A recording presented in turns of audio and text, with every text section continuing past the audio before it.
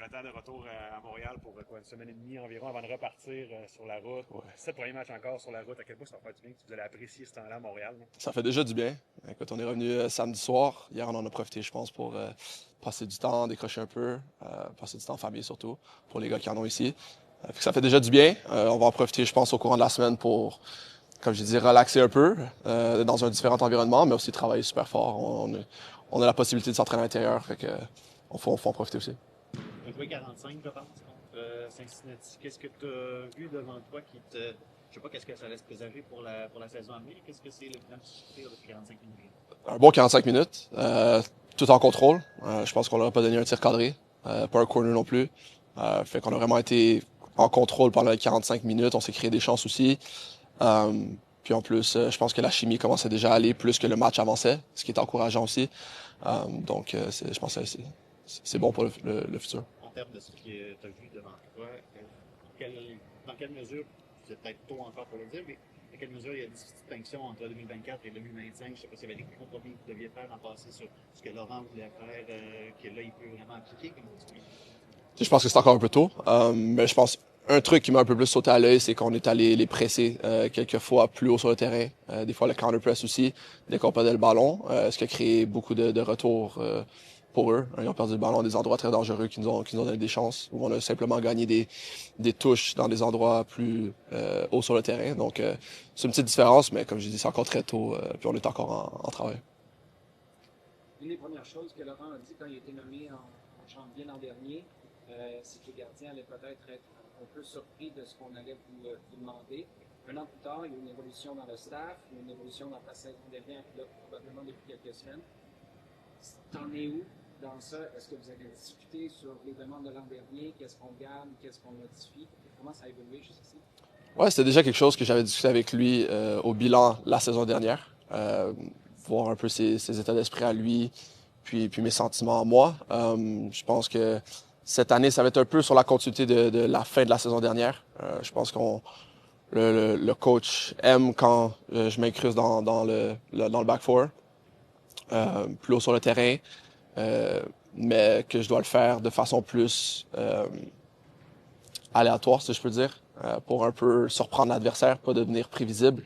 Je pense que des fois, plus vers la fin de la saison, je pense surtout au match à Charlotte, les moments que je le faisais, ça surprenait pas nécessairement l'adversaire, ça déstabilisait pas leur pressing ou leur bloc, ce qui nous amenait pas nécessairement à grand chose, ça nous apportait pas un certain avantage sur le ballon. Donc c'est de le faire dans des endroits où ce que on peut sentir, où on peut blesser l'adversaire, trouver des passes, ou moi-même trouver des passes qui vont briser plus de lignes, puis aller plus rapidement vers l'avant. Fait que je pense que c'est un peu ça, c'est jongler avec ça. Mais un avantage certainement comparé à la saison dernière, c'est que je sais un peu plus le système, puis c'est pas tout nouveau. Donc il y aura pas de grande disparité, je dirais, entre des matchs où je m'incruste pas du tout, des matchs où je le fais trop, puis peut-être je me mets dans la merde. Donc je pense que ça devrait être un peu plus constant. On a demandé au président c'est quoi l'objectif, c'est de gagner un trophée. On demandait à Jalen Neal c'était quoi son objectif. À lui, c'est de rester en santé. C'est quoi son objectif? D'être constant. Cette année, je pense que c'est ça mon objectif à moi. On l'a vu l'année dernière. Je pense que quand je reste constant, puis j'apporte une certaine sérénité à la défense, on performe bien. Puis quand défensivement, on a bien été l'année dernière, on a connu du succès. Je pense surtout à notre belle fin de saison. Je pense que ça part de là. Quand défensivement, on est solide. Puis moi-même, je suis constant. Je fais les arrêts quand il faut. Puis j'apporte un peu de calme à la défense. Puis du contrôle. Je pense que ça va bien aller. Fait que pour moi, c'est de faire ça. Quelle est la clé du succès cette année pour accorder justement moins de buts, peut-être? Je pense plus de solidarité, surtout défensivement. Je pense que il y avait des moments l'année dernière où on prenait 1, 2 buts rapidement dans le match, puis un peu tout s'effondrait. Je pense que des fois, nos défenseurs ils abandonnaient, ou même des fois c'était le front three, ou nos milieux, des fois, revenaient un peu moins. Je pense qu'il y avait beaucoup de facteurs qui faisaient en sorte que on prenait beaucoup de buts. Mais des 4-5-0, je pense que c'était inacceptable l'année passée, puis cette année, on peut pas se permettre de faire ça. Puis ça part de ça, cette solidarité de jamais abandonner. Que match après match, même si on prend un but tôt dans le match ou deux, savoir qu'on peut revenir dans le match, parce que je pense qu'on a la qualité pour. Comme gardien, préfères-tu une défense à 3 ou 4 défenseurs en arrière? Dans les dernières années, j'étais pas mal habitué à une défense à 3. Tout mon parcours à l'académie, j'ai été habitué à une défense à 4. Fait que je pense que je sais jouer avec les deux. Il y a certains avantages, certains contres pour les deux. Moi, à ce stade-ci, peu importe. Il y a aussi, on va en prendre une dernière. Ouais, Il y a beaucoup de nouveaux venus. En tant que Québécois, j'imagine qu'il y a des gens qui habitent à Montréal, qui vont chercher un loyer, qui vont découvrir la ville. En tant que Québécois, avez-vous un petit rôle à jouer là-dedans? Puis comment ça se passe à ce niveau-là avec tous les nouveaux qu'il y a au sein de l'équipe? Ouais, des fois, quand on commence la pré-saison à l'extérieur, je pense que les nouveaux peut-être le réalisent pas encore. Mais quand on arrive à Montréal, je pense que quand même on va revenir, puis la saison va débuter, je pense que c'est plus là qu'ils se mettent à poser des questions. Puis souvent, c'est plus pour des restaurants, des petites places à café, des endroits comme ça. Je pense que les gars qui habitent sur l'île, des fois, on peut porter nos conseils. Mais c'est de surtout s'assurer qu'ils se sentent aimés puis chez eux. C'est ça le plus important. Merci. Merci. So how excited are you to begin a season with CF Montreal this time? Yeah, no, I'm really excited. Obviously, it was a personally a good season for me last season. You know, moving across the world, and I think I settled quite quick. And then obviously we had 3 months, about 10 weeks off. So no, I was really looking forward to getting back. And then since I've been back, you know, I've loved every minute. How did you approach the camp, the beginning of the camp, since you were not there last year?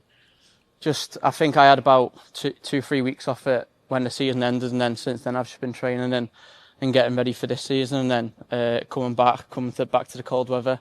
Now I feel a lot better. I feel a lot more settled this season, so hopefully it'll be a good one. Any difference you see within the team last year compared to this year so far? Yeah, I mean, last year was a good set of lads, and I think this year, I think we've probably come together closer, and we've probably set ourselves goals within the squad, and I think everyone's working hard, and I think it's a good group, and yeah, hopefully it'll be a good season. You talked about how last year physically you weren't necessarily at the level you wanted just because of the timing. This year, how much more are we going to get to see from you, from a fitness perspective? I mean, hopefully a lot more. That's the plan. Hopefully I'll be more of a starter, and yeah, just bring my qualities, and obviously with a pre-season under my belt, it'll help. How exciting is it for you, for your crossing abilities to find Giacomo or Prince? Yeah, I mean, obviously the big lads, the target men. So hopefully with my crossing and, you know, their height, they can beat defenders in the box and hopefully get on the end of a few. Coming in the summer last year, you're able to hit the ground running now. What do you know about the club, the league, your teammates, maybe the city now that maybe caught you off guard a bit last summer? I think just the culture and stuff. Obviously, it's a lot different to England. You know, the league, the setups, the lads. Obviously, coming to a French-speaking part of the country, you know, it wasn't easy, but I feel like I've adjusted well, and I'm just looking forward now. The competition is a little bit thinner on the left side where you play. Do you feel that you maybe have an advantage or an edge to be a starter at that position? No, I wouldn't say so. You know, everyone's fighting for their own position. So whether they bring someone in, whether I'm fighting with one of the younger lads or someone else who can play in that position, you know, every day I'll come and fighting for that position, and yeah, just look forward to it. You're talking about cultural stuff. It's your first training camp at this time of the year. Maybe the length of it is different, and the setup obviously coming inside. What's the biggest difference between all the training camps you've experienced before and this one? I wouldn't say that there's a massive difference. You know, every pre-season is hard. When I was in England, it was tough. When I've been here, it's been tough. So I think just in England, when we went abroad, it wasn't, you know, to Tampa's and Orlando's and stuff. It was more like Spain, and so just, yeah, I think it's pretty similar, but it's been good. Thank you. Yeah. Thank you. Donc, Laurent, de retour à Montréal, c'est comme une rentrée scolaire un peu pour nous autres. On se retrouve tous. C'est comment justement de retrouver la ville, puis pour un court moment avant de retourner à l'extérieur. Ouais, on retrouve Marivic avec un nouveau turf, un nouveau staff. On a accès à plus d'installations, donc on a pris beaucoup de plaisir. Comment ça se passe justement avec le nouveau staff, les nouveaux joueurs, l'acclimatation et tout? Ouais, tout beau tout rose pour l'instant. On va voir quand on fasse la difficulté, mais pour l'instant, conditions de travail extraordinaires et puis ça collabore et ça échange et ça construit. On est content. Un match préparatoire vendredi. Parle-moi de ce match-là, mais aussi qu'est-ce que tu vois de tes joueurs depuis le début du camp et aujourd'hui à Marivic?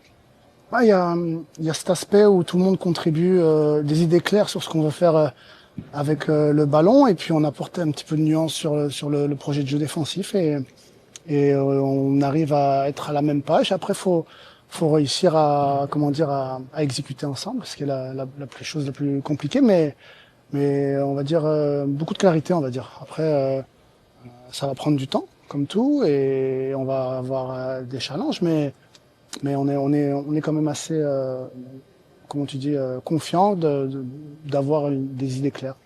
C'est quoi un camp réussi selon toi? Qu'est-ce que tu vas chercher à mettre en place? Et quelle influence, quelle portion d'influence a sur ta saison? Est-ce que c'est sur les 5 premiers matchs, les 10, les 15? Tu penses à quel point ce que vous réussissez à mettre en place maintenant influence ton début de saison? Je sais que, enfin, le petit raccourci que j'ai dans ma tête depuis que je suis jeune, c'est tu peux perdre ta saison en faisant un mauvais camp. Ça, c'est sûr. Tu fais un mauvais camp, il y a de grandes chances que ta saison est pourrie, tu vois. Mais si tu fais un bon camp, tu te positionnes bien. Après, ça veut pas dire que tu vas être en réussite, mais voilà. Ne nous mettons pas les bâtons dans les roues dans le camp de pré-saison, parce que c'est là où tu construis beaucoup de choses qui vont dicter beaucoup de choses dans le reste de la saison, notamment dans les moments difficiles. If you just give us a small word on the trialists and the academy kids, if I'm not mistaken, Sergey and Renato are the only ones not here. Maybe a word on them too and why they're not here, but just your general impression of the new players. Yeah, we try to assess a lot of players, especially academy players, and they did really well, but have to make it digestible for everyone to have a competitive training environment. And sadly, they were the one that couldn't make it this time. But we were really happy with the academy kids that contribute so far. What do you want to see from maybe those two kids in the future that'll keep them around longer? Keep working on everything we work together. It's just that in terms of cover and timing, it was not for this time the possible to keep going with them. But we'll keep having a look and we'll keep assessing all throughout the year for sure. On retrouve un vieux visage, CF Montréal, en Marco Donadel. Comment ça se passe avec lui, là, la synergie et tout? Mais ça se passe très bien, mais je vais refaire une présentation à mes joueurs parce que je suis pas sûr qu'ils savent qui c'est. Parce que oui, il a joué à Montréal, mais il a un parcours d'assistant extraordinaire. Et donc j'aimerais vraiment qu'il prenne la mesure de la qualité des enseignements qu'il va pouvoir nous donner, et pas seulement un ex-joueur du club. Il y avait des gars sur les lignes de côté aujourd'hui. Il y avait Neil, Campbell, Adedokun, il y en avait Yankov, il y en avait d'autres. C'est quelqu'un qui c'est inquiétant ou c'est tous des situations qui t'inquiètent pas? Non, c'est des petits pépins qu'on essaie de gérer au mieux. Puis Giacomo, il a une petite semaine de retard. Michael a pris un petit pépin à la tête et sous concussion protocole. On va faire attention. C'est toujours un truc assez sensible. Dom avec un petit knock sur son genou. On va faire attention. Donc non, rien de préoccupant. Et puis en plus, c'est une période particulière entre les billets d'avion, les déménagements, les visites d'appartements. On essaie de prendre ça en considération. Et en plus, sur le teuf avec le voyage, c'est faire un peu de la gestion. Caden Clark revient d'un stage avec l'équipe américaine. Quelles sont tes attentes envers lui pour cette saison? Il a placé la barre haute, donc faut la maintenir. Ouais. En gros, c'est ça. Tu as réussi à te positionner sur des standings et des performances. Maintenant, il faut être consistant et capable de répéter. Jonathan Séquois nous parlait tantôt de, selon lui, une des solutions pour réduire le nombre de buts accordés par rapport à l'an passé. Et je reprends son expression, c'est d'améliorer la solidarité, entre autres en défense. Est-ce que vous êtes d'accord avec ça? Comment vous voyez ça à ce niveau-là? Solidarité, générosité, capacité, clarté, ouais, il y a tout ça. Laurent, tu prends beaucoup aux gains marginaux, là, les théories de l'aberration de 1%. T'as changé quoi par rapport au camp l'an dernier? Comme que tu peux nous dire les différences que tu as mis en place cette saison pour aller chercher un peu plus de ton groupe? Franchement, sur le ballon, pas grand-chose. C'est la même chose. On a juste une année de recul maintenant pour voir un petit peu plus. Maintenant, la semaine à Marivic, comment on peut la gérer un petit peu différemment. Malheureusement, j'ai dû manquer quelques jours l'année dernière à Marivic pour personnelles raisons. Mais voilà, on a une petite année de retour qui nous permettent d'ajuster un petit peu différemment.